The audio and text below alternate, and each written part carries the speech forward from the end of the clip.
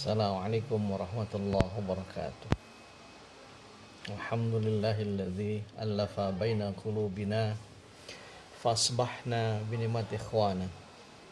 Asyhadu an la ilaha illallah wahdahu la syarikalah. Iyyahu na'budu wa iyyahu nasta'in. Wa asyhadu anna nabiyyana Muhammadan abduhu wa rasuluh. Allahumma salli wa sallim ala nabiyyina Muhammadin wa ala alihi wa ashabihi alladhina amanu wa amilus salihati ila yaumil mau'ud. Kaum muslimin muslimat rahimakumullah, tidak terasa, tidak sampai 2 pekan lagi kita bertemu dengan bulan yang penuh dengan keistimewaan,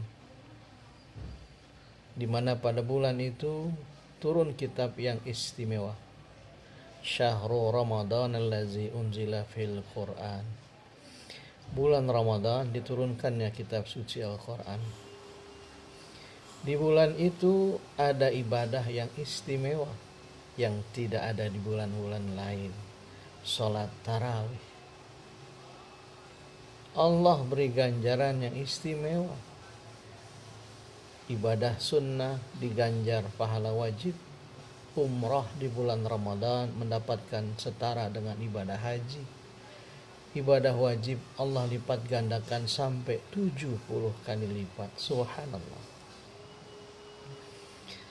Ada bonus yang istimewa yang Allah siapkan buat kita kaum muslimin, yaitu Lailatul Qadar. Jika kita mendapatkannya 1 hari, maka setara kita beribadah dengan 1000 bulan. Jika setahun 12 bulan, 1000 dibagi 12 bulan, maka 1 malam Lailatul Qadar kita seperti beribadah lebih dari 80 tahun. Jadi begitu luar biasa. Mari kita persiapkan diri kita menyambut datangnya bulan suci Ramadan. Bagaimana kita mensikapinya? Karena dia adalah tamu yang istimewa, yang datang hanya setahun sekali. Tahun depan belum tentu kita masih bisa merasakan dan menikmati Ramadan. Agar jangan sampai Ramadan kali ini menjadi Ramadan yang sia-sia, atau barangkali ini adalah Ramadan terakhir yang Allah beri kesempatan buat kita, yang semoga ini menjadi Ramadan yang terbaik buat kita. Bagaimana kita mempersiapkan diri kita menyambut datangnya sang bulan yang penuh dengan keistimewaan kaum muslimin muslimat sekalian? Yang pertama, i'dadul jasad. Mari kita persiapkan jasad kita, fisik kita, karena Ramadan juga menuntut kesehatan yang prima. Faman kana minkum maridan aw ala safarin fa'iddatum min ayyamin ukhra. Barang siapa di antara kalian yang sakit atau sedang musafir, maka boleh dia tidak berpuasa dan diganti di hari lain. Maka jaga kondisi kesehatan kita. Apalagi di tengah pandemi corona yang begitu luar biasa, sangat mencekam. Bukan hanya negeri kita, bahkan lebih dari 100 negara mengalaminya. Mari kita jaga kesehatan kita agar masuk bulan Ramadan kita berdoa kepada Allah diberikan kekuatan, kesehatan. I'dadul jasad, persiapkan fisik, ini penting kita jaga. Yang kedua, i'dadur ruh, kita persiapkan rohani kita, hati kita. Karena ibadah puasa adalah ibadah hati. As-saumu li wa ana ajzibi. Puasa itu khusus untukku dan akulah yang akan mengganjarnya. Karena puasa ibadah hati, tidak ada tolak ukurnya. Kalau kita di hari Jumat jam 11 menggunakan baju koko, kain sarung, berangkat keluar rumah, orang sudah menduga kita akan sholat Jumat. Terlihat penilaiannya. Kalau kita orang yang dermawan, setiap tahun berbagi zakat, orang melihat kita orang yang dermawan. Zakat terlihat, Walaupun kita sembunyi-sembunyi, tetap nanti ada orang yang tahu kebaikan kita yang disembunyikan. Ibadah haji terlihat kita disambut, diantar keluarga, famili, mitra kerja. Tetapi orang yang sedang berpuasa, andai kata dia mengaku-ngaku dirinya puasa, padahal tidak berpuasa, orang akan percaya dan tidak terlihat. Karena puasa adalah ibadah hati. Mari kita menata hati kita dengan memberi maaf dan meminta maaf. Saudara, akhlak orang yang beriman, kata Allah dalam surat Ali Imran ayat 134 adalah wal afina anin nas, memaafkan kesalahan manusia. Agar sebelum masuk bulan Ramadan, marilah kita saling memberi maaf dan meminta maaf. Agar masuk bulan Ramadan, hati ini menjadi lapang, salamatus sadar, lapang hati, plong kita dalam beribadah. Kepada siapa? Yang terdekat adalah kedua orang tua kita. Wa'budullaha wa la tusyriku bihi syai'a wa bil walidaini ihsanan. Sembahlah Allah dan janganlah menyekutukan dengan segala sesuatunya. Maka setelah kita menyembah Allah dalam puasa Ramadan, dalam salat kita, yang kedua adalah wabil walidaini ihsanan, berbuat baiklah kepada kedua orang tua. Maka hari ini di bulan Sya'ban, lapangkan hati kita, rendahkan diri kita, sambangi orang tua kita. Kalau mereka masih ada, minta ridho ikhlasnya. Ridallah fi ridal walidain wa sukhtullah fi sukhtil walidain.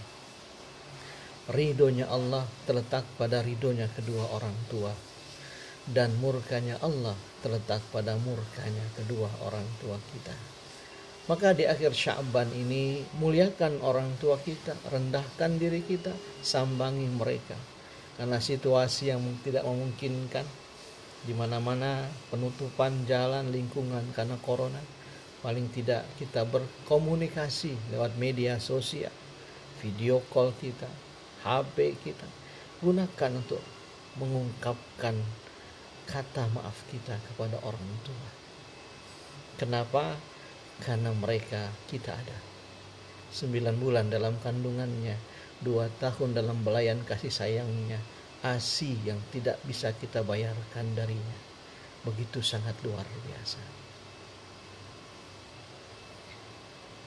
Maka momentum ini adalah momentum kita untuk bersimpuh di hadapannya, yang barangkali dari Syawal kemarin ada kekhilafan kita, kesalahan kita, sambang minta ridho ikhlas orang tua kita.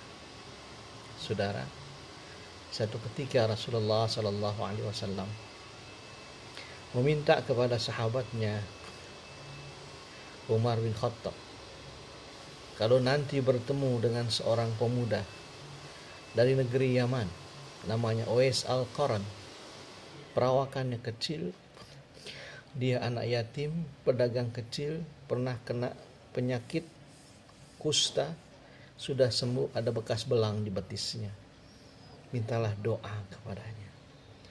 Lalu Nabi berpesan, ya Umar, innahu majhulun fid dunya wa masyhurun fis sama. Wahai Umar, ketahuilah sesungguhnya Uwais Al-Qarn ini tidak dikenal di dunia dan masyhur namanya di langit. Keanehan yang luar biasa. Kita tahu, saudara, siapa Umar bin Khattab, sahabat yang paling disegani, ditakuti, sampai iblis pun enggan berhadapan dengan Umar. Tapi orang sekali berumar oleh Nabi diminta baca doa, meminta doa kepada seorang dari negeri Yaman yang ciri-cirinya aneh. Anak yatim, perawakannya kecil, pernah kena kusta dan belang di kakinya. Dan dia hanya pedagang kecil. Karena ini wasiat Rasulullah, maka dijalankanlah wasiat tersebut. Sampai akhirnya ketika Umar menjadi khalifah, beliau perintahkan di musim haji para ajudannya supaya mencari orang yang dari rombongan Yaman. Kalau ada yang bernama Uwais Al-Qarni, agar dihadapkan kepadanya. Singkatnya saudara, dari rombongan Yaman ada satu orang yang cirinya sama. Perawakannya kecil, pedagang kecil, ada belang di kakinya. Namanya Uwais Al-Qarni. Dihadapkanlah Uwais Al-Qarni ke hadapan Khalifah Umar. Tentu ada rasa takut yang luar biasa. Apa kesalahan hamba wahai Khalifah sehingga hamba ditangkap dan dihadapkan kepada engkau? Tidak, kata Khalifah Umar. Engkau tidak ditangkap. Aku hanya ingin melaksanakan wasiat Rasulullah agar aku minta doa kepadamu, wahai Uwais Al-Qarni. Engkau yang mulia Khalifah. Tidak. Nabi yang meminta, aku meminta doa kepadamu. Doakanlah. Maka Uwais mengangkat tangannya seraya berdoa, ya Allah berkahi Umar, ampuni Umar. Lalu Umar bertanya, apa kemuliaanmu sehingga Rasul pernah memintaku meminta doa kepadamu? Dalam hati Umar pasti ada sesuatu yang luar biasa di diri Uwais Al-Qarni. Uwais menangis gemetar. Tidak ada ya Khalifah, saya hanyalah anak yatim yang ayah saya meninggal ketika saya masih kecil, meninggalkan warisan usaha kecilnya. Saya teruskan dagangnya. Tidak lama sudah itu ibu saya lumpuh. Dan saya harus menjaga ibunda saya. Pagi saya urus makannya, siang saya berjualan, sore saya urus lagi ibunda saya. Sampai satu ketika saya berkeinginan untuk beribadah haji, bisa mengibadahkan haji ibunda saya tercinta. Saya mencari akal untuk bisa membawanya ke Mekah ini. Saya beli seekor sapi yang kecil. Tiap hari saya urus dengan cara saya panggul ke padang rumput. Sore saya ambil pulang dagang, terus saya panggul. Orang-orang mengira saya sudah gila. Mengapa anak sapi dipanggul? Itulah cara saya melatih bisa kuat menggendong ibu saya. Hari ke bulan, bulan ke tahun, sang anak sapi sudah menjadi sapi yang jantan, beratnya ratusan kilo. Tetap aku gendong dia sampai akhirnya aku jual untuk persiapan haji ibundaku. Aku bawa dia haji. Aku gendong dia sampai akhirnya kembali pulang ke Yaman. Ibundaku puas dan wafat dalam pangkuanku, sudah aku hajikan. Hanya itu yang aku laksanakan, dan sekarang aku bisa beribadah lagi dengan tenang. Karena kemarin aku beribadah semata-mata hanya menunaikan kewajiban ibundaku. Umar menangis seraya memeluk Uwais Al-Qarni. Inilah kemuliaanmu. Uwais Al-Qarni dimuliakan Rasulullah karena dia memuliakan ibunya. Mari di bulan Sya'ban ini muliakan orang tua kita. Sambangi mereka jika masih ada. Jika sudah tidak ada, doakan mereka. Pada siapa lagi kita minta maaf? Pasangan kita. Tidak akan jatuh di bawah seorang ayah ketika minta maaf kepada anak dan istrinya. Justru dia sedang memberikan teladan yang terbaik. Seorang istri minta maaf kepada suaminya, anak kepada orang tuanya. Masuk satu Ramadan, kita menjadi keluarga yang lapang dada. Insya Allah jadikan kita menjadi keluarga yang sakinah, mawaddah warahmah pada bulan Ramadan. Pada mitra kerja kita, barangkali ada kesilapan selama ini. Yang ketiga, idadul ilmi, persiapan ilmu. Mari kita jaga, kita persiapkan ilmu tentang Ramadan.